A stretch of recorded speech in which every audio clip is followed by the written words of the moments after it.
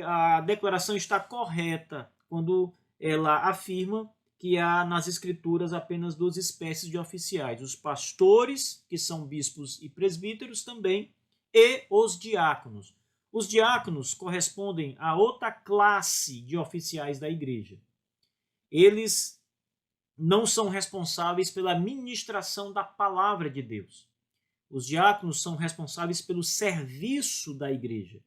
Então, a função do diácono, e é importante destacar que o diácono, a CBB reconhece os diáconos como oficiais da igreja, o que significa dizer, e subentende-se aqui, que sobre eles são impostas as mãos em ordenação ao ofício. Isso é interessante porque existe as igrejas que entendem que o diaconato ele não é um ofício, literalmente. Se não é um ofício, significa dizer que não há ordenação, não há imposição de mãos, ordenando aquela pessoa ao diaconato. Agora, se há imposição de mãos, há um reconhecimento que aquele homem é vocacionado para aquele ofício da igreja. Algumas igrejas batistas também têm no seu corpo de diáconos as diaconisas. Isso é muito comum, inclusive, na própria Convenção Batista Brasileira. As igrejas batistas que estão filiadas à Convenção Batista Brasileira, muitas delas têm diaconisas. Ou seja, há os diáconos homens e diaconisas mulheres. Só que nós temos um problema aqui, porque o Novo Testamento não prevê diaconisas. Ele não trata de diaconisas na igreja. E claro que nem de pastoras, né? Eu vou voltar a falar sobre isso já já. Mas veja só, o que acontece?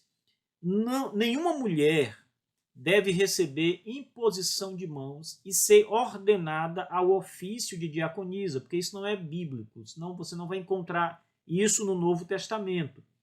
Às vezes você vai encontrar alguma passagem que fala de Febe, por exemplo, que era vista por muitos, que é vista por muitos como uma diaconisa. Mas a ideia que o Novo Testamento apresenta ali não é de uma ordenação ao ofício, mas de uma mulher que servia a igreja no sentido mais amplo. E neste sentido não está errada a participação das mulheres. Então, a pergunta é, uma igreja batista deve ter mulheres diaconisas? Não. Oficiais, não. Nenhuma mulher deve ocupar o oficialato do diaconato. Mas as mulheres podem servir aos diáconos da igreja. Ou seja, a igreja deve ter diáconos homens e esse corpo de diáconos pode convocar, por exemplo, mulheres para ajudarem no serviço da igreja. A diferença está em que a autoridade estará sobre os homens, sobre os diáconos, e as mulheres estarão submissas ou subordinadas aos diáconos. Elas devem então cumprir o seu trabalho como Febe e como outras mulheres, muitas nos nossos dias, cumprem de maneira maravilhosa o serviço na igreja, ajudando a igreja nos seus trabalhos. Mas elas não devem ser ordenadas diaconisas, porque não é bíblico isso. Então, há uma confusão muito grande nesse ponto. Agora, voltando à questão das mulheres no ministério pastoral, muito menos.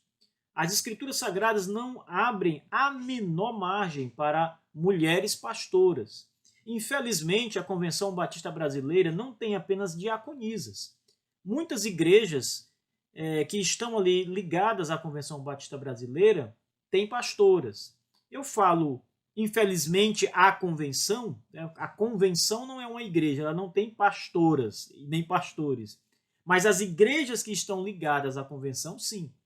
E o problema está exatamente nesse ponto, porque deveria haver uma resolução, haver algum tipo de manifestação por parte das igrejas batistas, demonstrando que o pastorado é um ofício masculino, né?